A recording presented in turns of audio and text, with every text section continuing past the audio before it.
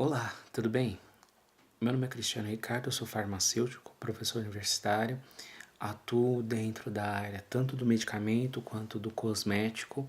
Atualmente sou responsável técnico por uma indústria de cosméticos no litoral de São Paulo e primeiro eu gostaria de pedir desculpa a vocês por não poder estar aí.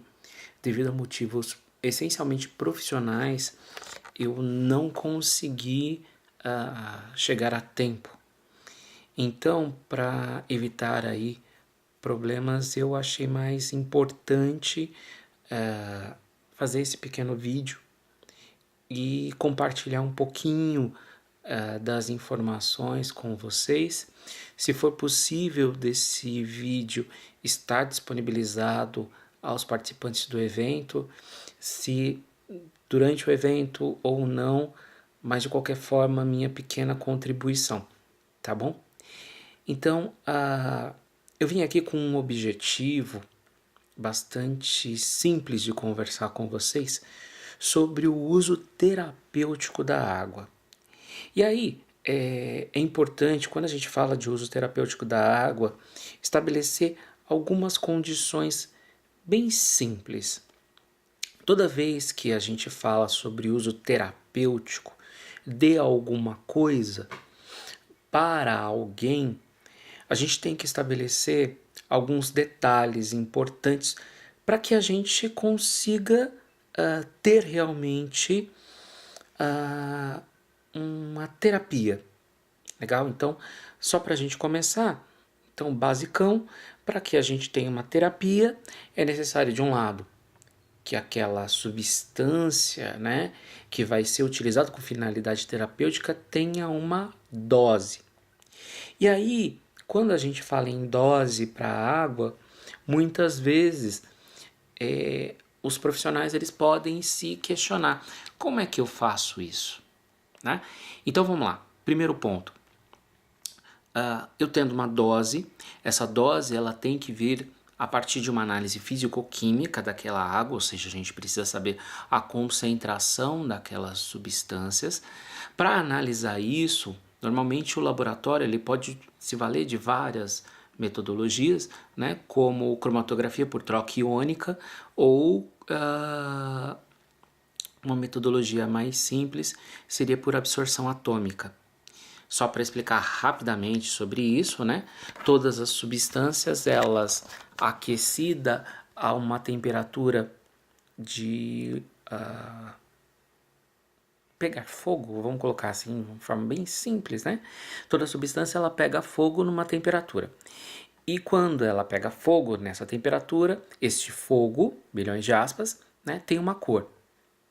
E aquela cor ela vai emitir uma radiação luminosa num determinado comprimento de onda e a partir dali você consegue dosear. Então, o cloro não vai ter uma cor, eu identifico de outra metodologia. O sódio emite uma cor, então eu posso ver por absorção atômica. O lítio eu posso ver por absorção atômica. O ferro posso ver. Todos os metais eu posso ver através dessa metodologia. Para que seja feita essa metodologia, o equipamento, né, o fotômetro de chama, né, ou o espectro de absorção atômica, ele precisa ter um detector, uma lâmpada, de acordo com aquela substância. Então, se eu tenho uma metodologia que vai haver lítio, por exemplo, eu tenho que ter um sistema de detecção para lítio. Eu não vou identificar uma outra substância por essa metodologia sem o sistema de detecção adequado. Legal? Isso é importante por quê? Porque um laboratório só consegue, quando tem essa metodologia, só consegue quantificar uma substância que ele tenha o sistema de detecção. Tá? Legal aqui?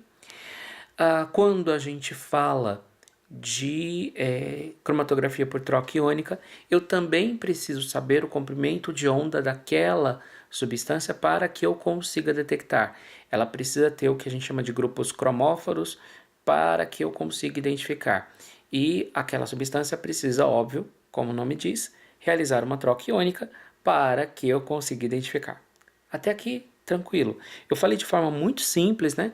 Até por conta do tempo e essa relação que a gente tem aqui para explicar rapidamente. Mas, de um lado, então eu já tenho a dose. Então, cada água você consegue classificar de acordo com a concentração desses íons dissolvidos nessa água. Legal? E aí, a gente coloca um outro ponto. Eu preciso, então, já tenho a dose e aí eu preciso ver sobre a administração, ou seja, o uso daquele produto. E aí, quando a gente fala em águas, nós temos algumas vias, né? Então, por exemplo, a via tópica. A pessoa vai se banhar naquela água. Para que tenha a possibilidade da pele trocar com a água e absorver aquela água, eu preciso de um tempo mínimo de 15 minutos. Aí você vai me falar, então quer dizer que se eu compro água, ou eu vou num rio, ou eu vou num lago, eu vou, sei lá, num tanque que tenha água mineral, para que eu tenha um efeito terapêutico, eu preciso ficar emergindo naquela água por pelo menos 15 minutos? Resposta: sim. E se eu ficar mais do que aqueles 15 minutos, eu vou ter mais efeito, mais rápido? Não. Existem substâncias que pode ser que sim, né? Então a terapia é dose dependente. Existem substâncias que não. A pele vai saturar e não vai mais absorver. Ou existem substâncias que não. Com um excesso de absorção eu posso ter um efeito tóxico. Legal? Então isso é importante, né? Para a gente já deixar anotadinho. Então se eu tiver, por exemplo, um local onde eu vou promover banhos terapêuticos, as pessoas têm que ficar lá por 15 minutos. Dá para fazer um parque aquático com banhos terapêuticos e a pessoa vai passar o dia inteiro lá? Não é nada bom. Legal? Então, as regras para a utilização de água têm que estar com o tempo muito bem estabelecido para que o uso terapêutico seja preservado. Legal? E aí também é legal porque consegue se administrar o número de pessoas presentes lá e afinal de contas, quando você vai para uma imersão, como eu falei, a pele vai trocar. Então, substâncias saem da pele da pessoa e vão ser dissolvidas na água. Legal? Então é importante também a gente saber disso. Até aqui tranquilo? E aí vamos lá. A absorção também pode ser via nasal, então a vaporização, né? Então aquela água ela pode ser transformada em vapor e a pessoa vai absorver. E aí você tem que pensar no seguinte: para que ela seja absorvida, aquelas substâncias precisam estar no vapor d'água. E aí quando a gente fala nisso, a gente volta lá para o laboratório e vê uma coisa chamada sólidos totais. É uma análise que é feita no laboratório. Resumindo para vocês, é colocar 100 ml de água num copo Becker, você seca e você vai quantificar quanto em massa daquele sólido está presente naquele copo Becker já seco, tá? Essas substâncias elas não vão estar no vapor, legal? Então, se eu preciso terapeuticamente daquelas substâncias que estão em formato sólido total, né, em sólido naquela água, não vai ser o vapor a via indicada para a terapia. Legal? A pessoa pode, então, nesse tipo de caso, beber aquela água. Sim, beber é um ponto importante. Mas aí, de novo, vamos bater novamente em relação à dose. Eu posso beber 10 litros de água? Não, você vai entrar em desequilíbrio hidráulico e aí com esse desequilíbrio você vai ter problemas também de saúde. Do mesmo jeito que se você ficar lá banhando horas e horas e horas, ou ingerindo vapores durante horas, horas e horas, você pode sim entrar em desequilíbrio. Até aqui tranquilo? E aí o que acontece? Você pode olhar e falar assim, tá bom, então eu já sei que eu tenho uma dose, eu tenho uma administração, né? Que pode ser beber, pode ser banhar, se eu passar na pele, pode ser respirar o ar com aquele vapor. Sim. Pensando nas vias principais, essas seriam as mais indicadas para as terapias. E é importante a gente entender que então eu tenho, a partir dessa dose, a partir dessa concentração, aí sim eu posso pensar numa terapia. E aí, quando você vai pensar na terapia, é importante você entender: de um lado, eu tenho uma doença. Existem centenas de classificação de como é uma doença ou o que é uma doença. Mas é importante a gente pensar que quando a gente tem uma terapia e quando a gente vai estudar uma terapia, ou quando a gente vai reproduzir uma terapia, na cabeça daquela pessoa que desenvolveu, ela está pensando no seguinte: qual foi ou quais são as origens da doença e dentro daquela água, né, ou dentro daquela outra substância, enfim, X, né, isso vale para todas as terapias. Como é que eu posso ter uma substância química, né, ou a sua resposta física, aí, só para colocar a homeopatia junto, né, física mecânica no caso, como é que essa substância ela pode alterar o estado daquela pessoa, saindo de um estado X para um estado Y. E aí, por exemplo, vamos colocar assim: eu tenho uma pessoa que tem uma alergia. O que é uma alergia? Né? Então, alergia é um processo imunológico. E aí, quando a gente pensa, tá, legal, eu tenho uma alergia, alergia é um processo imunológico, então eu posso pegar em qualquer água, eu vou lá e jogo a pessoa e a pessoa vai curar. Não, eu preciso entender como é que funciona o sistema imunológico, quais são as reações bioquímicas que ocorrem dentro de um processo imunológico, para que eu entenda, é possível que alguma substância química presente na água consiga remediar, reduzir ou inibir essa cascata bioquímica? Sim, tem essa substância lá presente na água, por exemplo, o enxofre. Então, nas águas sulfurosas, o enxofre pode estar envolvido nesse mecanismo, ele consegue barrar. Então, agora eu tenho um estudo, que a partir desse estudo vem a terapia.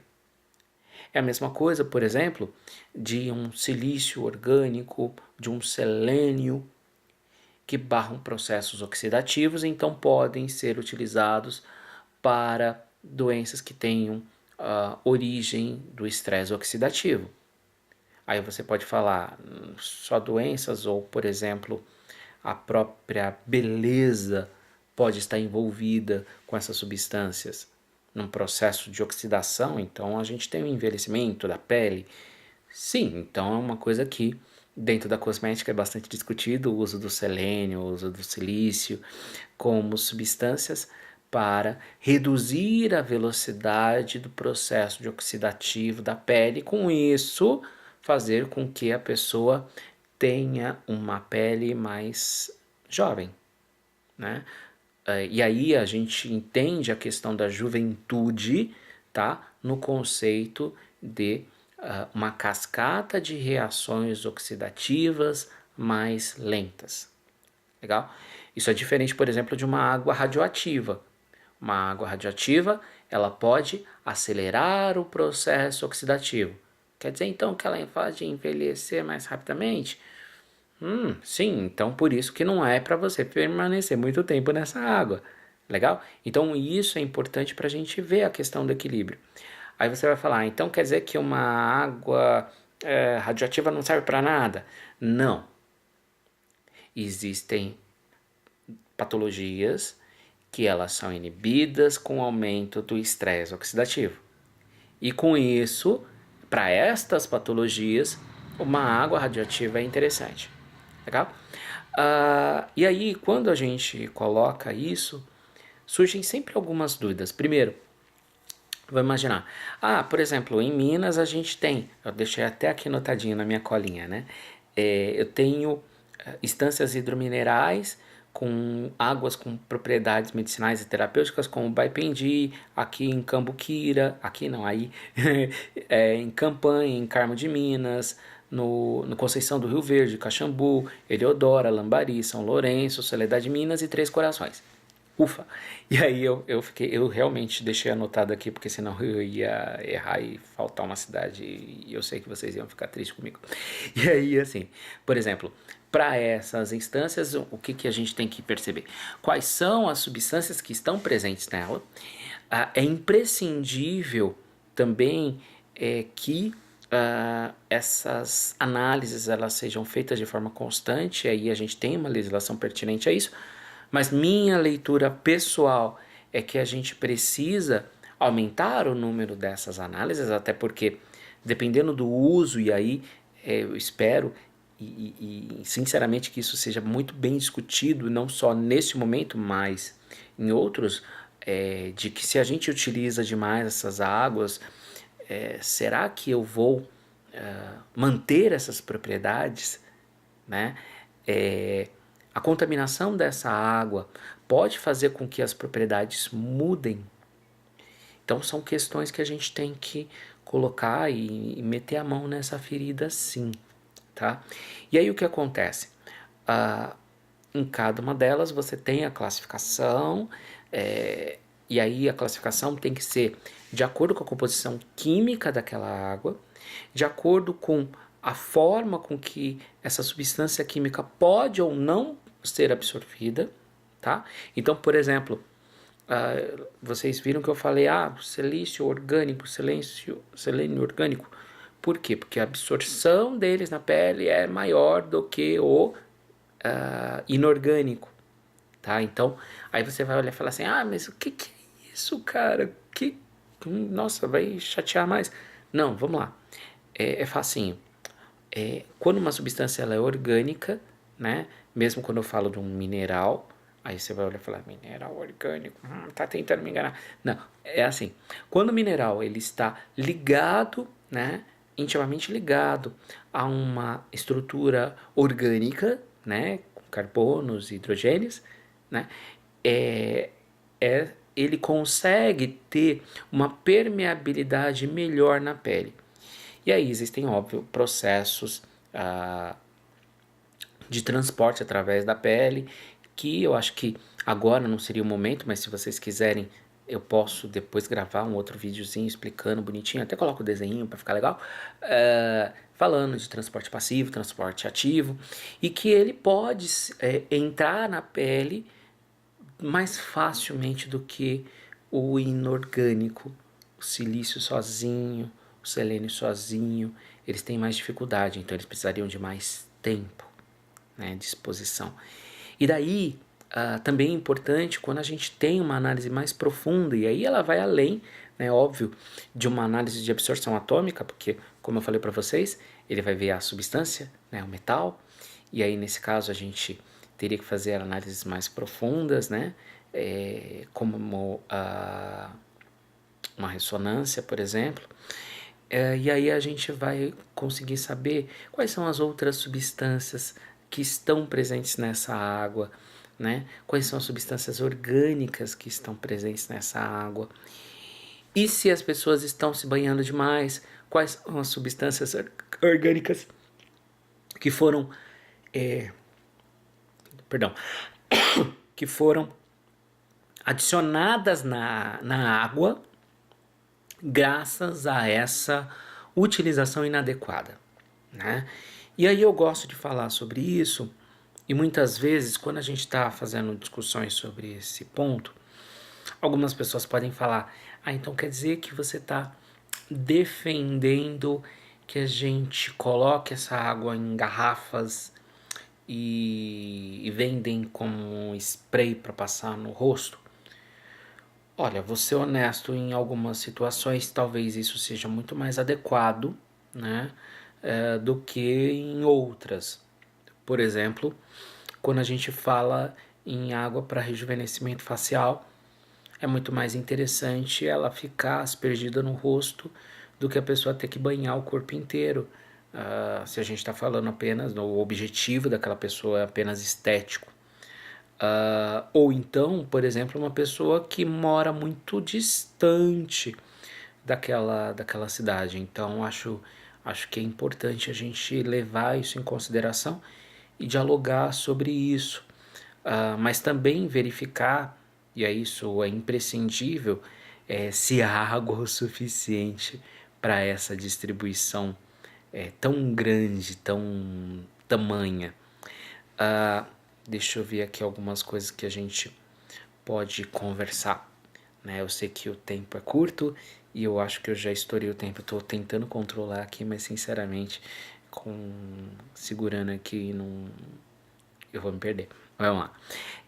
Normalmente, quando a gente fala em patologias tratadas com águas minerais, a gente está falando de sinusite, né? Sinusite, para que todo mundo entenda, é um processo de inflamação originado por uma contaminação bacteriana, tá? Nos sinos. Sinos são essas regiões aqui, tá? É um osso com um buraquinho lá dentro, falando bom, de forma bem simples, tá? É um osso com um buraco lá dentro, e esse buraco lá dentro serve para amortecer caso a gente bata e com isso proteger o cérebro, tá? Então, resumir, muito. E aí, por exemplo, para a sinusite, e aí os vapores são interessantes, até porque existem substâncias que têm atividade antimicrobiana, certo? E anti-inflamatória, legal? Ou moduladores de inflamação. Reumatismo, e aí a gente entra na questão do processo de modulador de inflamação. Problemas respiratórios em geral, e aí eu tenho não só a estrutura de formação de muco, a estrutura dos brônquios, a dilatação deles que podem estar envolvidas nisso, alergias como um todo, e aí como eu falei do processo imunológico, né? Hipertensão, e aí a gente fala dos sais principais: sódio, lítio, magnésio, né?